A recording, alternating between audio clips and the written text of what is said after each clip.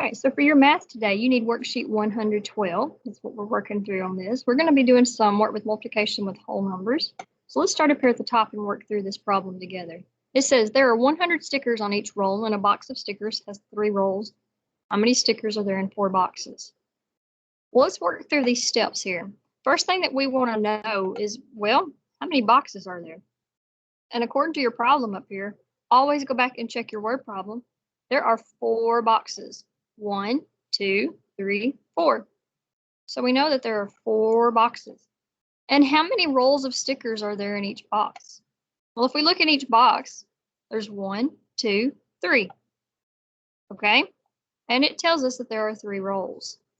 Now, one thing too, when I think about this is I see the problem as I say, okay, there's 100 on this one.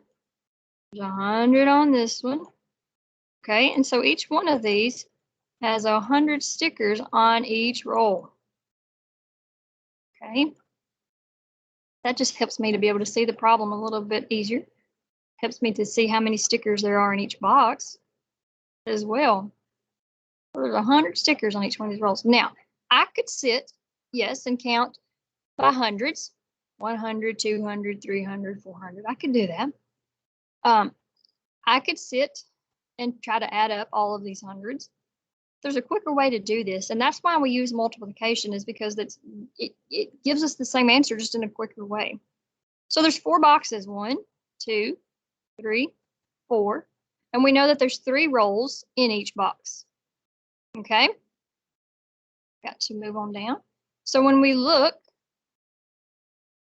it says write a multiplication expression to show how many rolls of stickers there are in all the boxes.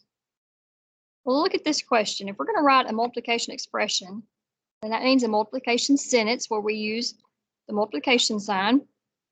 How many rolls of stickers are in each box? Well, first of all, how many boxes were there? Good, there was 4 boxes. And how many rolls were in each box?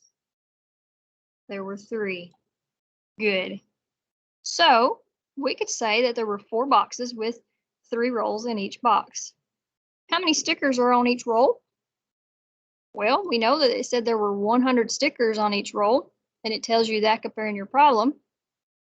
So we're going to write a multiplication expression. Remember, that means a multiplication sentence to show how many stickers there are in all. Okay?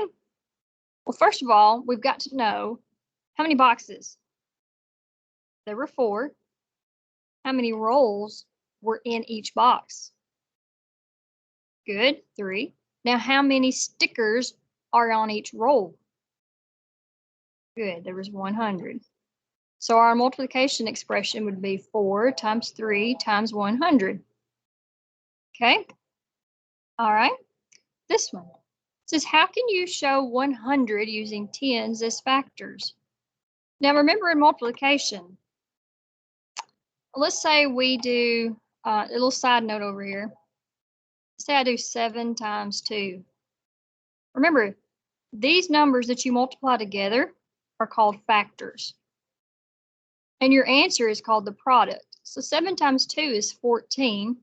That's called the product. So down here, if it says, how can you show 100 using tens as factors? Then I know my factors have to be the number 10. And I know my answer, my product, is going to be 100. So if I'm going to show 100 using tens as factors, then that means I've got to have 10 as the factors. So that would be 10 times 10 equals my product. My answer would be 100. Okay. Write an expression that is equal to the one above using tens as factors. Okay, so what this means, we're going to write a multiplication sentence for this up here.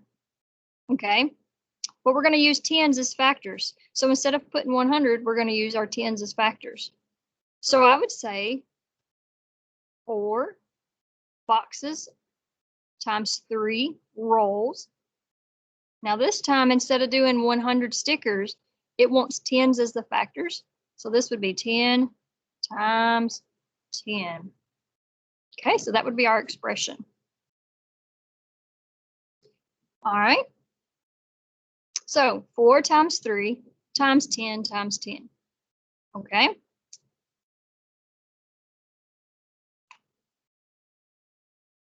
G. Explain how to use what you know about multiplying by 10 to solve the problem. Okay, well, I'm going to try to type an answer here so you'll be able to see it a little easier than me trying to write on screen.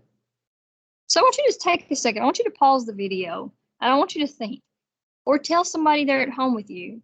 Explain how to use what you know multiplying by 10 to solve the problem. So pause the video and discuss this question.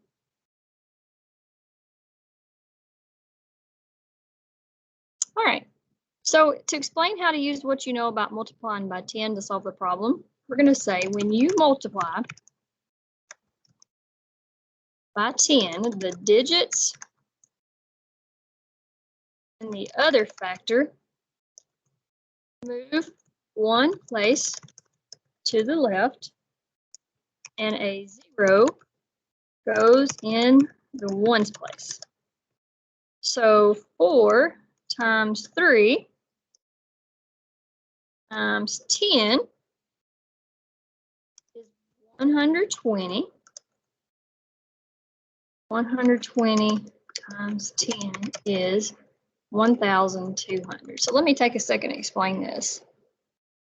Okay, when you're multiplying by 10, okay, you know that if you're doing, like